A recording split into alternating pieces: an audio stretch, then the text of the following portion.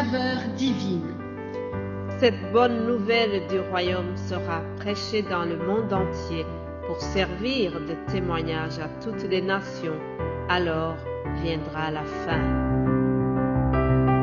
Ce pain céleste vous est présenté par Immaculée Niraneza.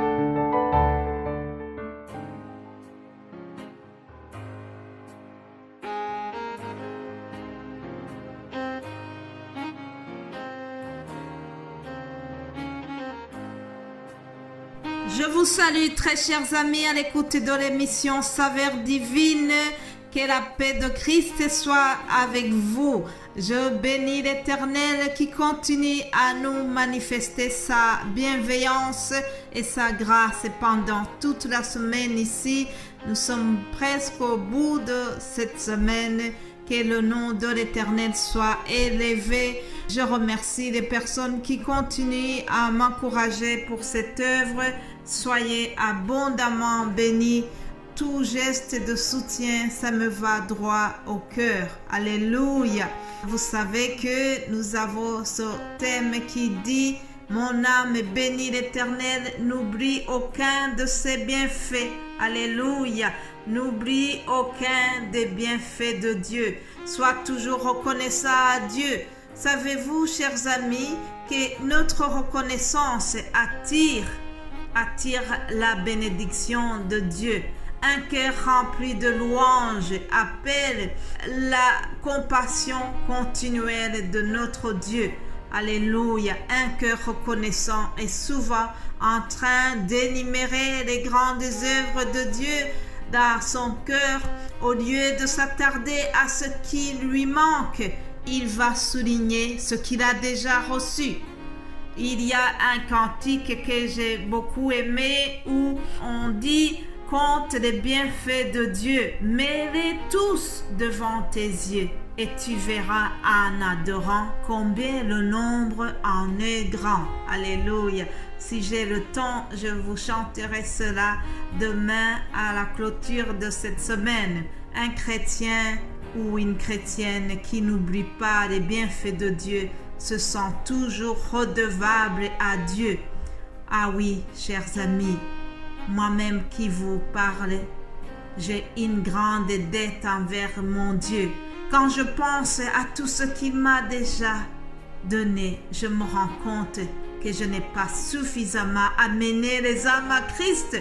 J'ai vraiment une dette pour amener les gens au Seigneur. Alléluia. Je n'ai pas encore visité assez de prisonniers. Je n'ai pas encore assez nourri les affamés. J'ai une dette envers mon Dieu qui m'a tant donné. Je n'ai pas encore suffisamment aidé les orphelins.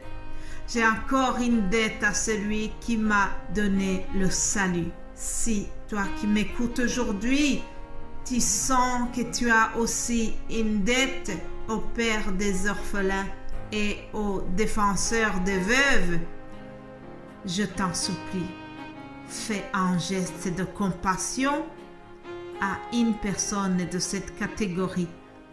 Fais quelque chose avant la fin de cette année. Tu pourrais faire un petit cadeau à un enfant ou à une veuve, même si tu donnes vraiment 5 € à quelqu'un de cette catégorie. Ça réjouira le cœur de Dieu. Oui, nous avons une dette à l'égard de notre Seigneur. Il a tellement donné. Un cœur reconnaissant doit toujours se dire que il doit aussi offrir quelque chose à celui qui nous a tellement donné. Alléluia. Mon âme bénit l'Éternel, n'oublie aucun de ses bienfaits. Alléluia. David a vraiment fait cette prière. David a fait un culte personnel et dans son culte personnel, il s'est rendu compte qu'il y a beaucoup de choses qui devaient toujours penser à ce que Dieu avait fait pour lui. Alors hier, je vous ai promis aussi que aujourd'hui nous allons parler du pardon des péchés. Parmi les bienfaits de Dieu, il y a le fait qu'il nous a pardonné. Il y a le fait qu'il a envoyé Jésus-Christ. Et par l'œuvre de Jésus-Christ à la croix, nous sommes pardonnés. Si nous confessons nos péchés, il est toujours prêt à nous pardonner grâce à l'œuvre de Jésus-Christ à la croix. Alléluia. Vous savez, lorsqu'on est vraiment attaché à Dieu et qu'on tombe dans le péché, après on a un sentiment de culpabilité.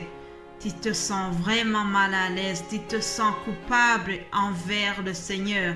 C'est ce qui est arrivé à notre ami David, le même qui dit « Mon âme bénit l'Éternel, n'oublie aucun de ses bienfaits ».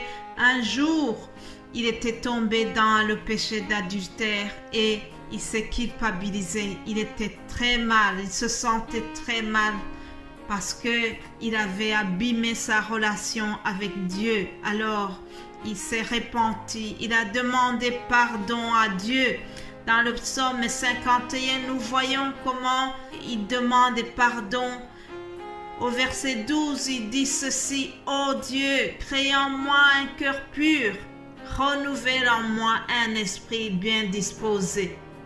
Ne me rejette pas loin de ta face, ne me retire pas ton Esprit Saint.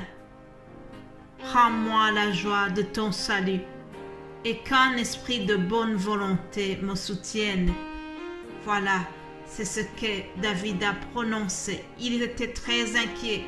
Il regrettait à mort le péché qu'il avait commis avec cette dame Bathsheba. Alors il demande à Dieu de lui pardonner, de lui donner un cœur renouvelé, un esprit bien disposé.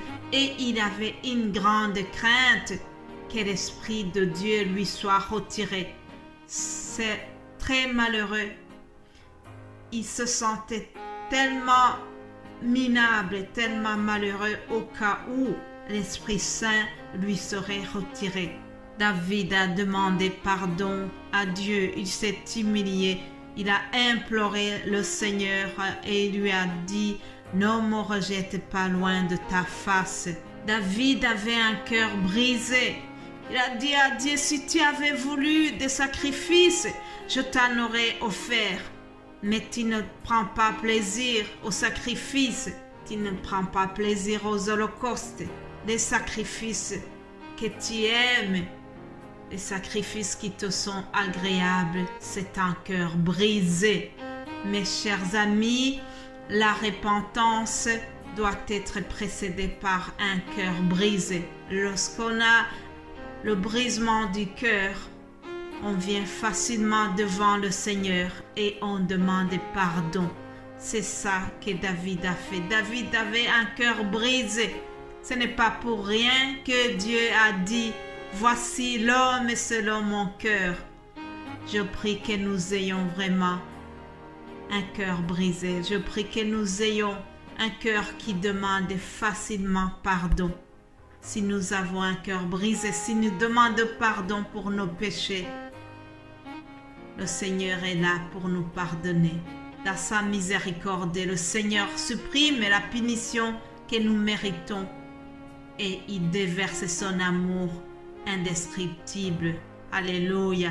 Il nous délivre de la puissance des ténèbres et il nous transporte dans le royaume de son Fils Jésus-Christ. C'est celui-là même qui nous a rachetés et qui nous a pardonné nos péchés. C'est pour nos péchés que Jésus-Christ a été percé. C'est pour nos fautes qu'il a été brisé. Et la Bible me dit que le châtiment qui nous était réservé, le châtiment qui nous donne la paix, est retombé sur lui.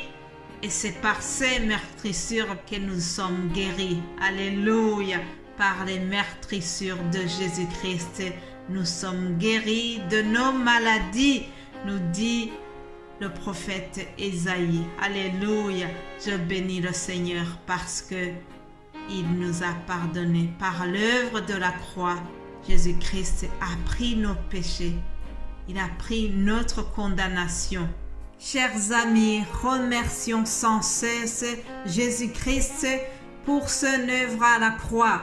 Il a effacé l'acte dont les ordonnances nous condamnaient et qui subsistait contre nous, et il l'a éliminé en le clouant à la croix.